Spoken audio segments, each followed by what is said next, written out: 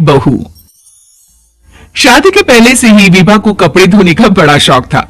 कभी नल के नीचे तो कभी तालाब के पास। अरे मेरी नीली वाली लुंगी नहीं दिख रही है।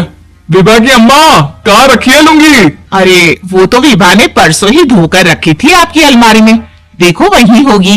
वो ना मैंने आज धो दी, मुझे लगा कि गंदी हो गई होगी। अरे कैसे गंदी हो गई थी? उसे तो मैंने पहना भी नहीं। हे भगवान, इस लड़की के कपड़े धोने की आदत से परेशान हो गया हूँ मैं।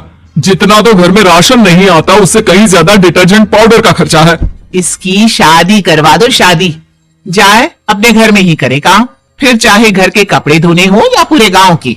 हाँ ठीक बोल रही हूँ, देखता हूँ मैं कोई लड़का। वो दिन भी आ जाता है जब विभा को देखने लड़के वाले आ जाते हैं। लड़की मुझे अच्छी लगी।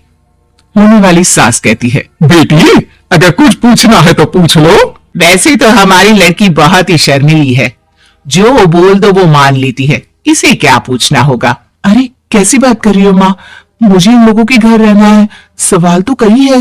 हाँ हाँ बेटा, पूछ लो ना, क्या पूछना है। आप लोगों के घर कपड़े कौन धोता है? सास का मुंह बन जाता है। देखो, अगर तुम ये कहना चाहती हो कि तुम्हें कपड़े धोने नहीं आते तो सुन लो, कपड़े मैं ही धोती हूँ, लेकिन तुम्हारे आ जाने के बाद मैं रुमाल तक नहीं धोऊंगी। अरे चुप रहना भाग्यवान, बहू बेचारी घर आई नहीं, उसे डराना शुरू कर दिया। तो क्या है ना बिटिया, अभी तक तो ये कल्लू की माँ ही धोती थी, लेकिन अब तुम्हारे पापा तो दहेज में वॉशिंग मशीन देंगे ही।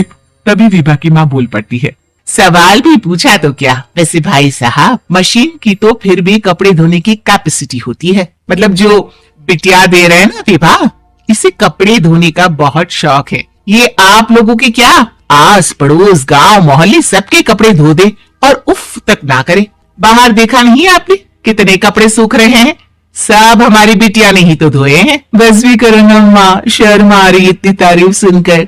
और तो और एक दाग निकाल कर दिखाओ तो मान जाओ। हाँ अच्छा अच्छा, माफ करना बेटा, मैंने गलत समझा। हमें तो रिश्ता बहुत पसंद है। और ऐसे जुड़ जाता है रिश्ता कपड़े धोने का शौक रखने वाली विभा का। उसकी शादी हो जाती है कोयला फैक्ट्री में काम करने वाले कल्लू के साथ। शादी के बाद अचानक विभा चिल्लाती हुई सास के पास आती है, सासू माँ, अरे सासू माँ कहाँ है आप? ये तो धोखा है, धोखा दिया आप लोगों ने मुझे। इसे ससुर के चक्कर के बारे में पता चल गया।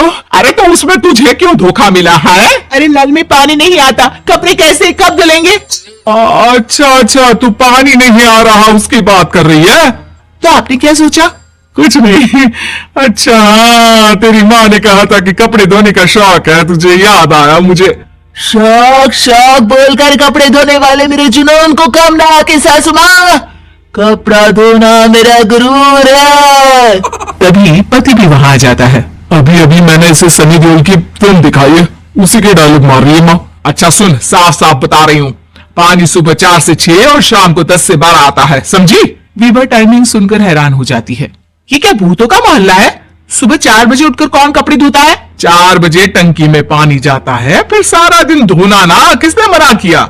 अरे कैसे बात कर रही है? 200 लीटर की टंकी में कितने कपड़े धो लूंगी मैं? सुबह ही उठ जाऊंगी मैं। अब क्या था, विभा सुबह 4 से लेकर रात के 12 बजे तक कपड़े ही धोती रहती। एक रोज सास पड़ोस से निकलकर कहीं जा रही होती है कि साथ वाली कहती है, हाँ कल्लू की माँ, जरा ये बताओ कि 2 साड़ी है, 2 ब्लाउज और एक पेटीकोट और एक नाड़ी वाला लंबा कच्छा।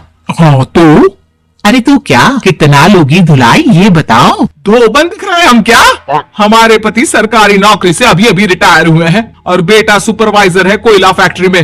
2 बंद समझ रखा है हमें। हाय रे कल्लू की अम्मा, माफ कर दो, वो तो मोहल्ले में यही सब बता रहे थे कि तुमने बहू को कपड़ा धुलवाने के काम में लगा दिया है। सास को पड़ोसन की बात सुनकर गुस्सा आ जाता है। वो घर पहुंचती है जहाँ घर के बाहर ही इतने सारे कपड़े सूख रहे होते हैं जितने कि किसी धोबन के घर पर। अरे ओ कल्लू की दुल्हन, बाहर निकल।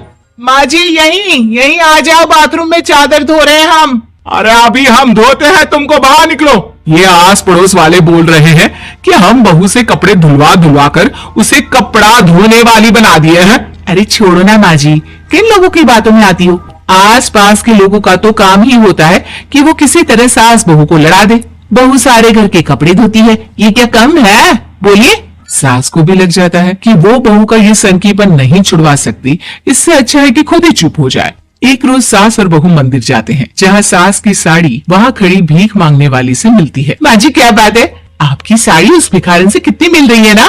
हाँ हाँ, देखो तो दोनों की साड़ी मिल रही है। क्या बात है कल्लू की अम्मा, तुम खुद को तो अफसर की बीवी बताती हो और ऐसी सिंपल सी प्लेन साड़ी पहनकर घूमती हो। सिंपल और प्लेन नहीं है ये साड़ी। तो क्या सोने के धागे से फूल बने हैं? कुछ भी सासू माँ, कुछ भी। हाँ, बने थे इस साड़ी में सोने के धागे से फूल। मेरे पति लेकर आए थे मद्रास से स्पेशली मेरे लिए 10,000 की। ताहे भाई साहब इस भिखारन के लिए भी सेम टू सेम साड़ी लेकर आए होंगे 10,000 की। सास उस वक्त तो कुछ नहीं कहती, लेकिन बहू के साथ घर आती है और अलमारी से एल्बम निकाल कर लाती है। ये साड़ी देख रही है, ये वही साड़ी है जिसे मैंने अभी पहना था। इस साड़ी में ये जो चमकदार फूल दिख रहे हैं ना, ये सोने के धागों से काढ़े गए हैं। लेकिन तू लोकल वॉशिंग मशीन ब्रश से घिस घिस कर सारे फूलों को निकाल कर साड़ी प्लेन कर दी। मुझे माफ कर दीजिए सासू माँ। और तो और, जब मैंने तुझे तेरी गलती के लिए कुछ नहीं कहा, लेकिन तूने तो सबके सामने मेरा मजाक ही बना दिया। क्यों? बहू को समझ में आ जाता है कि अब से उसका कपड़े धोना बंद।